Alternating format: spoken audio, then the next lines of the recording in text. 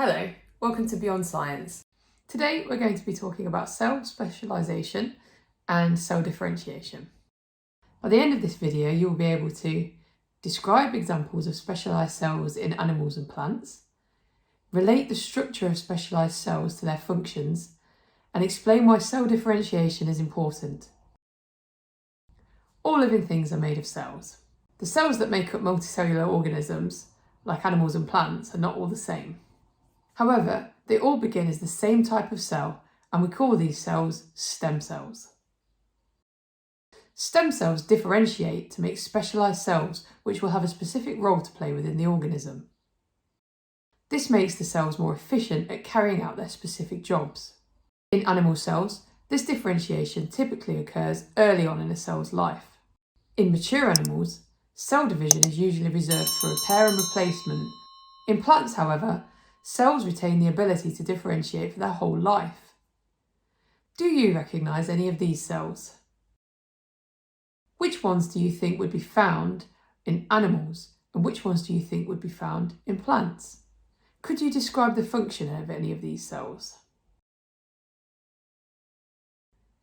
Let's start with specialised cells in animals. A sperm cell. The function of a sperm cell is to carry genetic information, DNA, to an egg cell. When the sperm cell reaches the egg cell, it has to penetrate its outer layer so that fertilisation can take place. The head of the sperm cell is streamlined for faster movement and to penetrate the egg. The acrosome contains enzymes which can break down the outer layer of the egg cell, allowing the sperm cell to get inside. The nucleus contains the genetic information in the form of 23 chromosomes. These will combine with the 23 chromosomes contained within the nucleus of the egg cell to form 23 pairs of 46 chromosomes, which the offspring will inherit. The middle section of the sperm cell contains lots of mitochondria to release lots of energy that will fuel the flagellum. The flagellum rotates and turns to propel the sperm cell towards the egg cell. Next we have the nerve cell. The function of a nerve cell is to carry electrical impulses through the body and brain. Axons are long extensions from the main cell body. They stretch through the peripheral nervous system, along your arms and legs, for example. The myelin sheath is a layer of fatty insulation around the axon. It ensures that electrical impulses can be carried for long distances.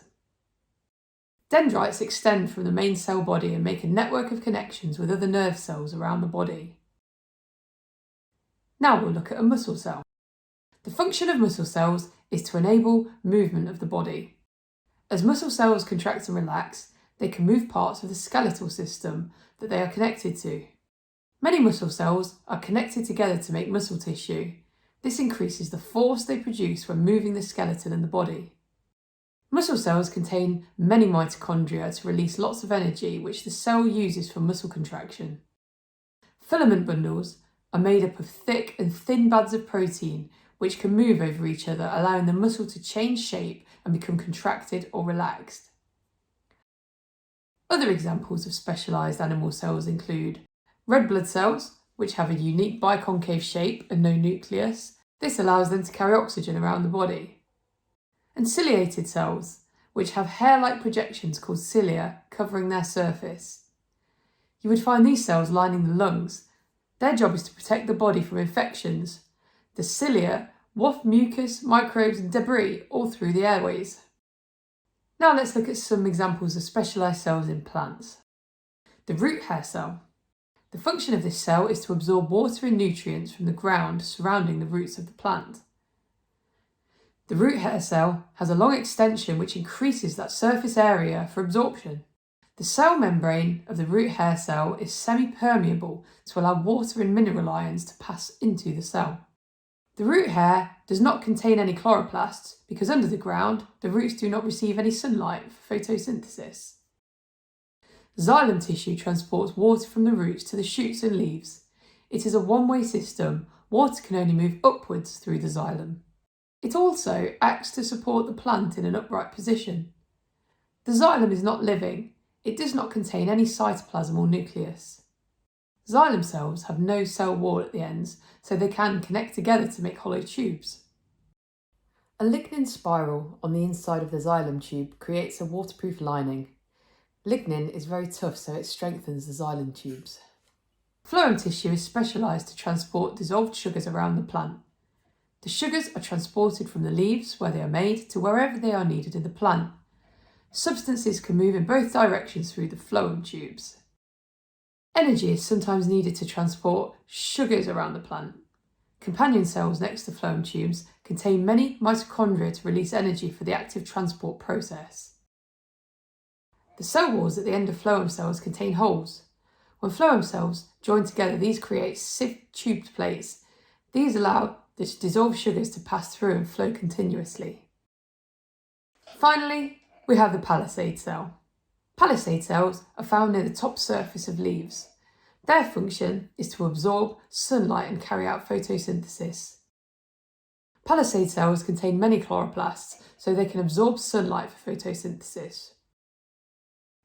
So remember, all cells begin as stem cells. Stem cells differentiate to become specialised cells. This makes cells more efficient at carrying out their functions. Animal cells become differentiated early in their life cycles, but plant cells have the ability to differentiate at any time. Examples of specialised cells in animals include sperm cells, nerve cells, muscle cells, red blood cells, and ciliated cells. Examples of specialised cells in plants include root hair cells, xylem, phloem, and palisade cells. Why don't you see what you can remember about specialised cells and differentiated cells? Try choosing 2 specialised animal cells and 2 specialised plant cells. For each one, describe its function and how it's adapted to carry out that